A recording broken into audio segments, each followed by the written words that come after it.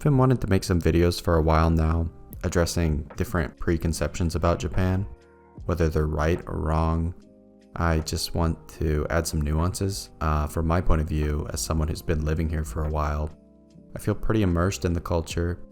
I have a wife I've been with for 7 years, and we've been back and forth to Japan. This time living here, it's been about 3 years. We really only speak Japanese on a daily basis because she doesn't speak much English, though she can kind of. It's been a slow learning process for her. She didn't have any overseas experience before we'd met. And yeah, so I work as a software engineer here in Japan.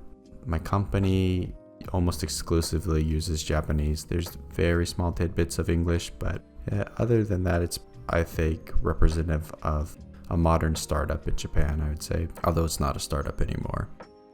My point of view on the matter is, yes, you will be avoided for how you look and behave sometimes, but I don't think it's as simple as being avoided because of the color of your skin or necessarily that you're a foreigner. I would say it's more of being a foreigner that, as someone living here, you can tell doesn't live here.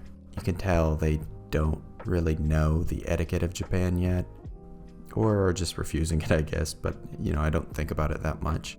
From my point of view, when I'm in Tokyo, and I live just outside of Tokyo, but I go to Tokyo every week. When I go, I can tell pretty easily which foreigners have lived here for a long time, or just are living here in general, and which foreigners are here on vacation. And I would say I've been around a lot of foreigners on vacation that are, from my point of view, they're just rude. You can tell the kind of stuff they're saying in or in English, and the Japanese people wouldn't know this, but they don't really care about their surroundings in the first place, this type of foreigner, and so they're loud. But there are some that even if they're loud and just being okay, they don't really know the etiquette here, still the things they're saying in English are really rude. I hate to be around them even. I don't mind if they're necessarily just loud because they don't know the etiquette, but being rude's a whole different thing. But yeah, I think if I can pick up on it, if I can pick up which people are loud and don't have etiquette, I think Japanese people can definitely pick because they're more in tune to the culture than I am. Obviously if you're that type of person, it's going to be a lot less likely that someone's just going to willingly walk up and sit next to you. For my part, I've really very seldom, I would say, felt like anyone was trying to avoid sitting next to me.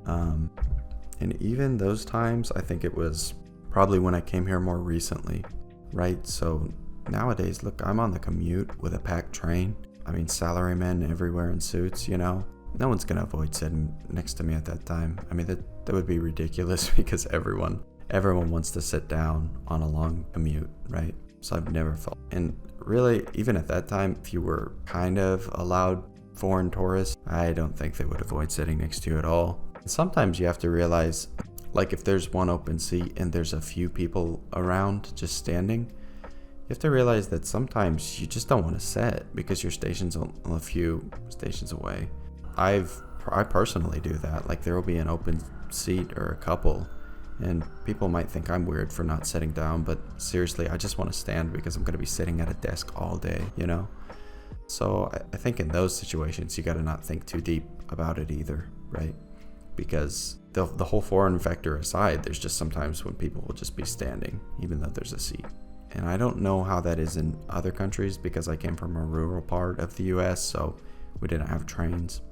So I can't really speak on that, but yeah, I think if you're from a place without a lot of public transportation, then you just need to be aware of that as well. If you're a single person and you're traveling and you're pretty quiet, so you're not going to be rude. I mean, if you're alone, I guess you're not going to be talking in the first place, really. And you're quiet and they're still it's pretty evident that they're not sitting next to you. I haven't personally experienced that. People of other races might experience that more. But in that case, I would say just what kind of stuff are you wearing? And it's not that that's bad, whatever you're wearing, but it might just make you look more like a tourist than. I don't think they would be really opposed to sitting next to you. There's a lot of I don't know, Nepalese and Indian people in Japan, like working at restaurants making Indian curry. And these people blend in so well with Japanese society that their behavior is so in tune with Japanese society that I highly doubt anyone would avoid sitting next to them. But yeah, that's just kind of my perspective on the matter. Now, all of this isn't to say that there isn't racism in Japan, or even that you won't have uncomfortable experiences on the train, because I've had a couple of different strange experiences on the train, but in particular I'm talking about this not getting sat next to, which I think is pretty rare. It's rarer than you would be led to believe by watching different opinion pieces about it online. One time I was on the train though, and an old man came up next to me and started telling or asked where I was from, and I said America, and this is all in Japanese by the way, and he started going off about how the US was in the wrong in World War II basically, and I don't know what he wanted me to do about it. I don't know. I think at the end he was saying something like, yeah, you just need to know that. It was like, and he was being polite, like he wasn't directing hate towards me, but it was just so uncomfortable because this was a very packed train. And it was really, gosh, it was so weird because like I was there with my wife and son too on the train.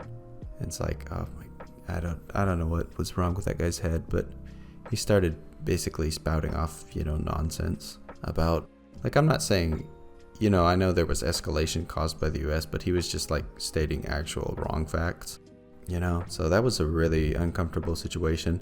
But you could even tell that the people around were looking at this guy like, man, he's crazy, like you could tell the other Japanese people in the crowded train were just like, what is going on?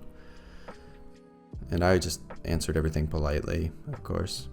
It's just like, oh yeah, but I actually was trying to sound interested because you don't want to make that kind of guy mad, and we were about to get off the train soon, so that was an uncomfortable experience. But I've only had that one time on a train. That was weird. On the other side though, I do have some positive stories about like being an American and then people treating me like differently and generalizing and stuff, and those are kind of funny stories. So yeah, follow if you want to hear about those later. And there was another racism story that kind of it got to me at the time. I don't really care anymore, but yeah, I'll tell about some of those stories in another video. But there's not many. I mean, really it's a handful. Yeah, it's not even a handful that I can count over all of my years here, so all in all, not too bad. But I would just like to share some more about it. Let me know if you have any questions down in the comments, and I will try to address them if I can make another video out of them or something. Okay, thanks for watching.